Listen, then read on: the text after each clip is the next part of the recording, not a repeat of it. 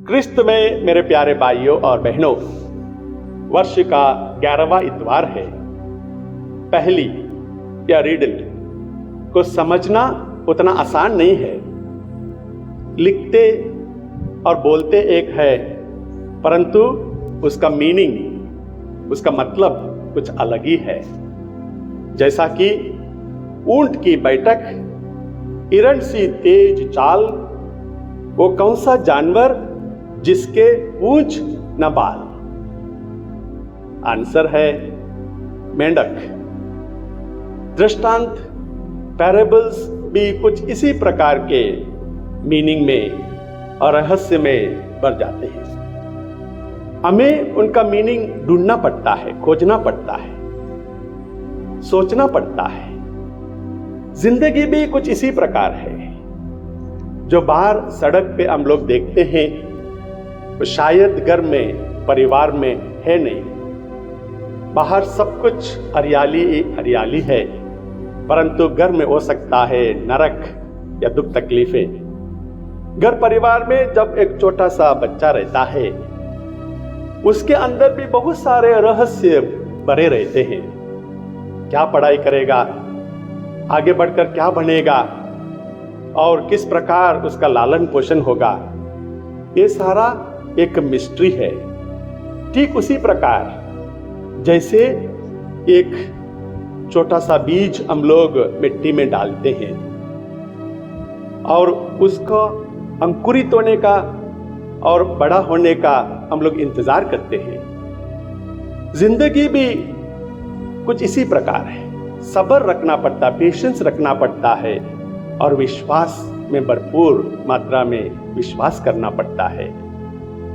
प्यारे भाइयों और बहनों, यीशु ने करीब 40 दृष्टांत सुनाए हैं अपने मिशन कार्य के दौरान, और उनमें से सिर्फ एक दृष्टांत का मतलब हम लोगों को समझाया है। अब बाकी दृष्टांतों का जो मतलब है वे अपने साथ रखकर स्वर्ग चले गए हैं, और हम लोग बाकी दृष्टांतों का करीब 2000 सालों से भी ज्यादा वक्त उनका मतलब अलग अलग तरीके से ढूंढते रहे हैं और अलग अलग मतलब निकलते आए हैं। जैसा कि विवाह भोज में निमंत्रित वे लोग जो निमंत्रण को ठुकराते हैं। यह दृष्टांत हम लोग संत लूकास का सुसमाचार अध्याय 14 पद संख्या 15 से 25 तक में पढ़ते हैं। सवाल उठता है, निमंत्रण मिलने के बाद आखिरी वक्त वे निमंत्रण को क्यों ठुकराते हैं? और एक दृष्टांत है बेईमान कारिंदा। यह दृष्टांत हम लोग संत लूकास का सुसमाचार अध्याय 16 पद संख्या 1 से 10 में पढ़ते हैं। वो कारिंदा बेईमान होने के बावजूद भी उसका स्वामी उसे काम में क्यों रखते हैं? आंसर अलग अलग हो सकते हैं। और एक दृष्टांत है भले समारी का दृष्टांत, जिसे हम संत लूकास का सुसमाचार अध्याय 10 में पढ़ते हैं। जो लेवी और जो पुरोहित उस आत्महरे व्यक्ति को कतरा कर जाते हैं, उनके बारे में हम लोग अलग अलग तरीके से समझने की कोशिश करते हैं। प्यारे भाइयों और बहनों, जर्मन थियोलॉजियन हमलेट कहते हैं, We cannot comprehend the parables of Christ until we see ourselves in the story। जैसा कि छोटा बच्चा पहली बार अपने आप को आईने में देखता है और समझने लगता है कि वो किस प्रकार दिखता है, ठीक उसी प्रकार हमें भी अलग अलग दृष्टांतों में अपने आप को डालकर देखना पड़ेगा, तभी हमें वो दृष्टांत कुछ महत्व रखता है। जैसा कि उड़ा पुत्र का वो कहानी, उसमें वो छोटा बेटा जिस प्रकार अपने माँ बाप की बात नहीं मानता है, अपनी दी हुई संपत्ति को उड़ा लेता है और घर छोड़कर दूर चला जाता है और एक बहुत ही लूज लाइफ जीता है।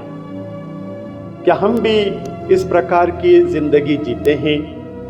माँ बाप का आदर नहीं करते हैं और उनके पैसे ऐसे ही उड़ा लेते हैं और घर छोड़कर चले जाते हैं, तब जाकर हमारी जिंदगी में यह दृष्टांत कुछ महत्व रखता है। जैसा कि लेवी और वो पुरोहित उस भले समारी के दृष्टांत में दोनों उस आत्महरे व्यक्ति को छोड़कर कतराकर आगे बढ़ते हैं, क्या हम भी जब जरूरतमंद लोग हमारी मदद मांगने आते हैं उनको अनसुनी करके चुपचाप अपना काम करते रहते हैं?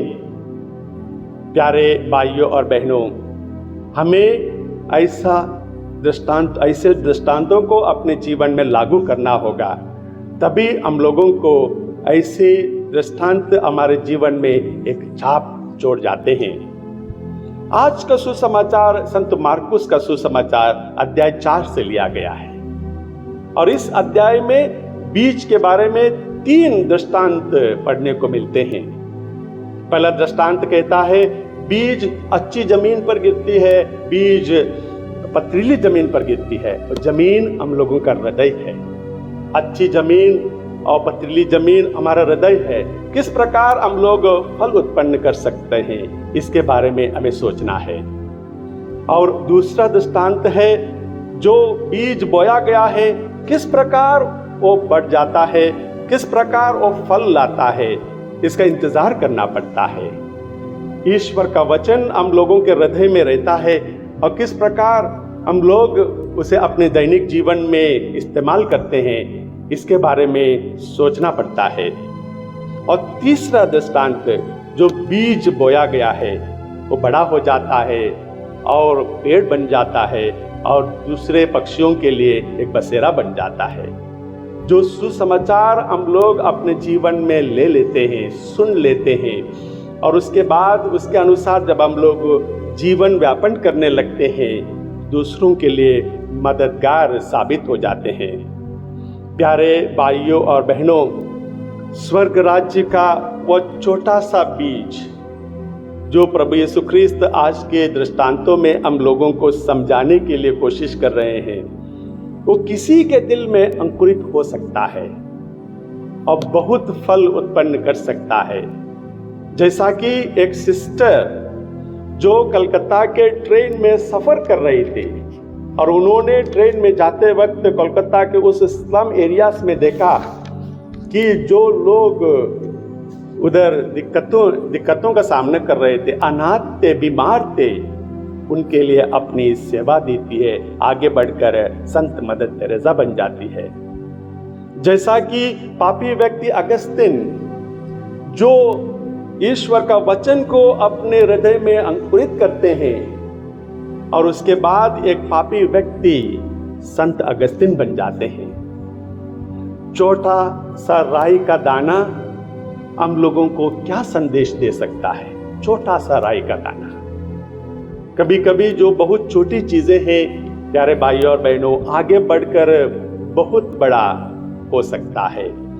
जैसा कि नाजरत में वो छोटा सा बालक अपने मम्मी पापा के साथ पला बढ़ा, आगे बढ़ा और आगे बढ़कर हम लोगों का मुक्तिदाता बन गए हैं। जैसा कि प्रभु के कुछ शिष्य माता मरियम के साथ पेंतेकोस्त के दिन वो छोटे से अपर रूम में बैठकर प्रार्थना कर रहे थे और उन पर पवित्र आत्मा उतर आता है और उसी दिन हम लोग कलीसिया का बर्थडे मनाते हैं। और छोटी सी शुरुआत आज के दिन में प्यारे भाइयों और बहनों, संसार के कोने कोने में कलीसिया फैली हुई है।